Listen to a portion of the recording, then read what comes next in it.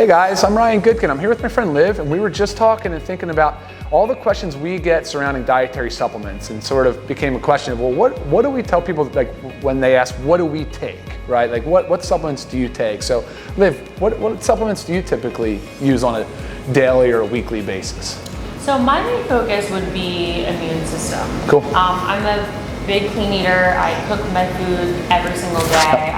I'm like a health junkie when it comes to what's in my diet and what I'm eating. Yeah. I want to feel energized. I want my immune system to be up. I always want to be ready to go. Definitely. But I do definitely take supplements. So sometimes I will take.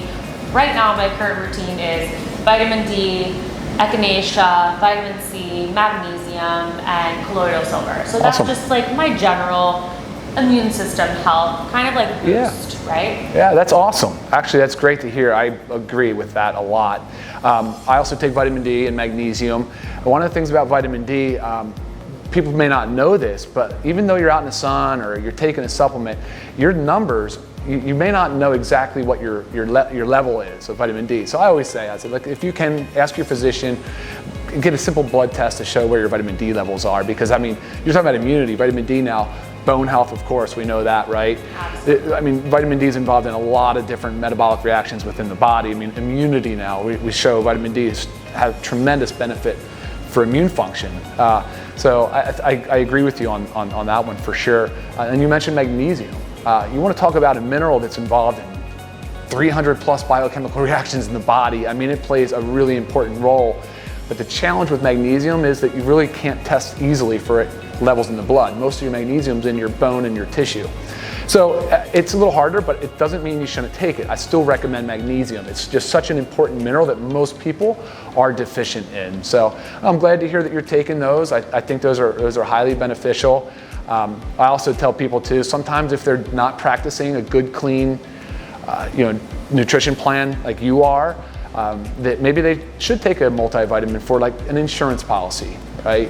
Definitely, can't hurt. It can't hurt. I mean, usually it can't hurt as long as you're selecting good quality products. But at the end of the day, we always want to tell people, pay more attention to the food, right?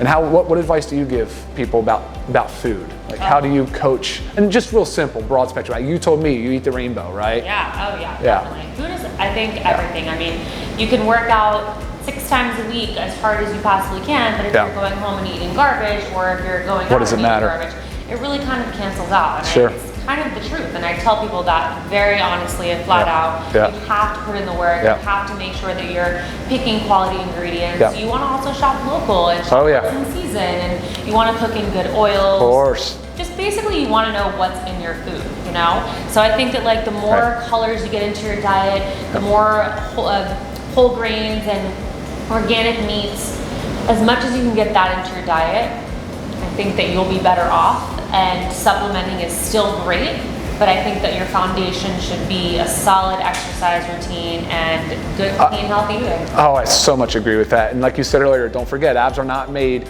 in the gym, they're made in the kitchen. Absolutely. So thank you for watching. Please like and subscribe to my channel @RyanLiveGood. Thank you and be well.